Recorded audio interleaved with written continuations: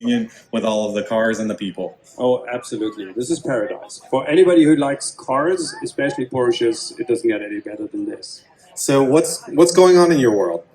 Oh, as usual, the usual madness, I always call it.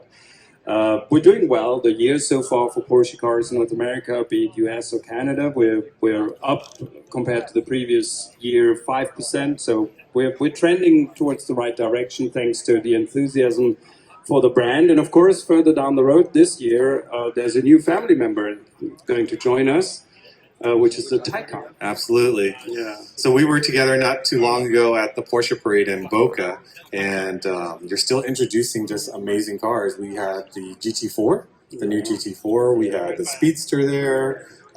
We had the Spider there, and in the fall, as you said, we'll have the Taycan. It just keeps coming and coming. And I gotta imagine it's not going to stop with the Taycan later this year. We've got more stuff coming.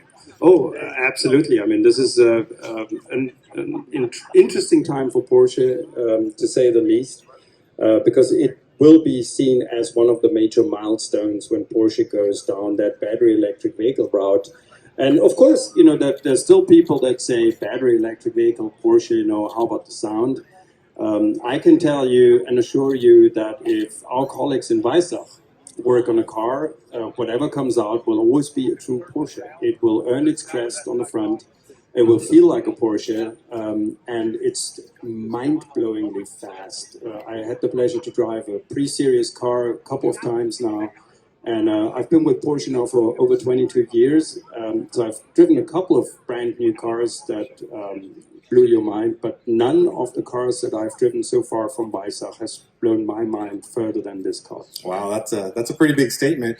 I know most of us that drive Porsches, what we really endure about the cars is we can do things with it time after time. Take it to the track, go to dinner, next morning back to the track, drive to work all week. And this Taycan, I've seen a couple of YouTube videos that it's going to be no different. It's going to be a car that performs when you ask it to.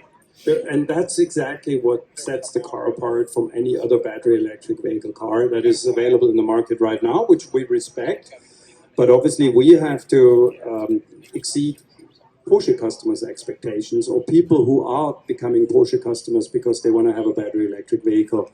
And then it has to deliver that quality a Porsche is known for, and is actually known for because it comes from the racetrack. So it has to sustainably deliver repeatedly high performance, and that's exactly what we're after, and that's why the car will hopefully, and at the end of the day, consumers and customers will have to decide on that, hopefully live up to everybody's expectations. What I love about the introduction of the Taycan is not only folks like us here that are passionate about Porsches talking about it, but the general public. Like, they know this car is coming. In fact, last week I was my phone started blowing up at 7 o'clock in the morning because our local DJ, who happens to know us, was saying, I saw this, I think it was a Taycan driving around. He's like, where's Vu? Where's PC? I need to find out more about this. So I get on the radio show and I talk to him. He's like, yeah, Vu, these cars are out. And I'm like, no, they're still actually in pre-production testing, but that's how dedicated they are. They're putting these cars out there, driving them in all sorts of environments, north, east, south, heat, wet, whatever, to make sure when that car rolls out later this year, it's going to be on point. Yeah, absolutely. Matter of fact, currently there are about 20 cars. We call them mules. Okay, 20. They asked me, they're like, how many mules? 20 mules. Okay. Running around the United States. Seeing many friends over here. Feel free to wave, say hi. And these cars are, yes, they're being tested. And you might have seen the video where this gentleman from Great Britain tested the car, and he did 26 accelerations, 0 to 125, and the car wouldn't go slower in his 25th. Giggling just as much first to last. Matter of fact, I admire that journalist because actually the problem is not that the car will lose some of its power. The problem is that after 3, 4, 5 kicks in the butt, that he actually your physical body your physical body can't take it anymore. Most people then feel so sick. They wouldn't go beyond that point. But he was enduring that, and it just shows what the car will be able to do. Now, I always ask, and sometimes you don't answer me because you're not allowed to. But we know the car is coming. We know the punch that electric performance does, that will do for the Taycan. What's it going to mean for the 911? The Okay, he's just looking at me, so I guess I know the answer to that question. You'll have to wait and see. So you talk about a battery electric vehicle when it comes to the Model Line 911. You could say that. That'll be most probably the very last Okay. one in the line that will, we will be looking into electrifying completely. Now, obviously, electrifying cars, and let's talk about 918 Spider. Yeah. It can mean a lot of fun. It's more efficient. The car can be driven in pure electric mode. And for some parts in the world, that will be the prerequisite to own a car, full stop. If you look at China and some of their cities that are completely overcrowded with cars. So we need to prepare for the future. And, the most important constant in life is that you keep on adapting and keep on changing your way so you still fit into an environment that is changing dramatically. And that's what Porsche needs to do as well. But rest assured, just like with the Taycan, when we produce something with new technology, it will always live up to the brand values of Porsche. And The Porsche expectation. the Porsche expectation, if I go back to when I started with Porsche in 1997, I started to work as an executive assistant for the board member sales and marketing. And there was the time when we faded out the air-cooled cars. Sure.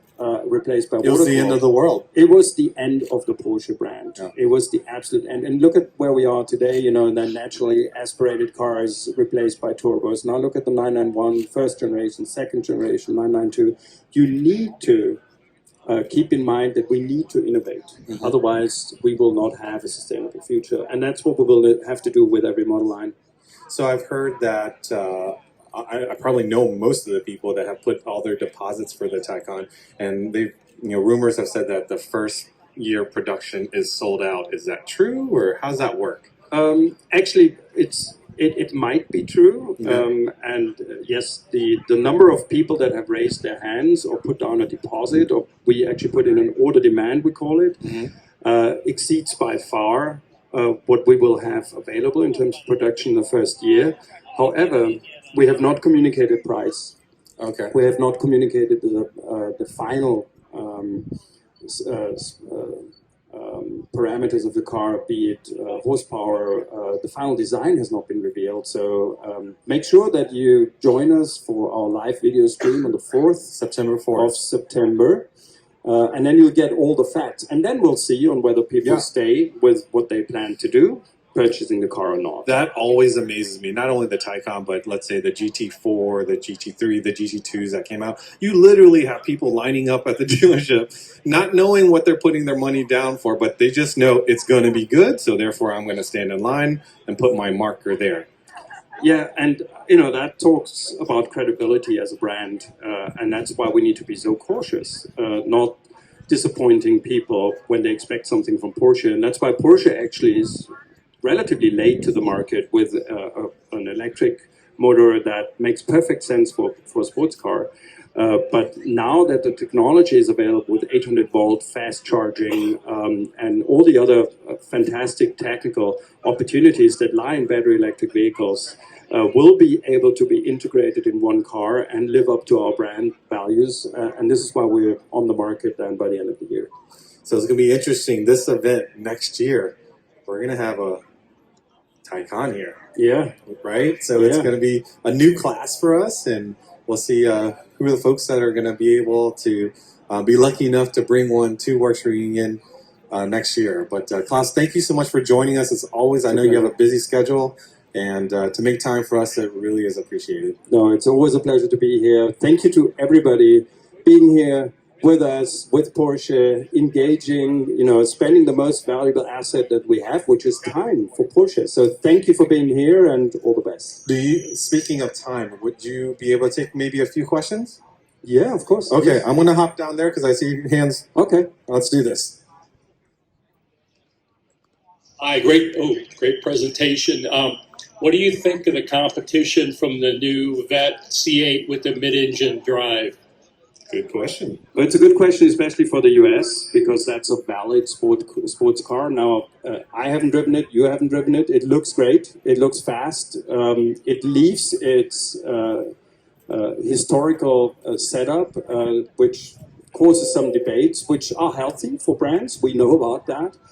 So yes, we love competition. You know, this is why we're on the racetrack, because we want to prove that we can do it. And sometimes we can do better, sometimes we can do worse. But first, the car has to be in the market, and then we'll see what it does. But yes, we respect them. Great question. Anyone else?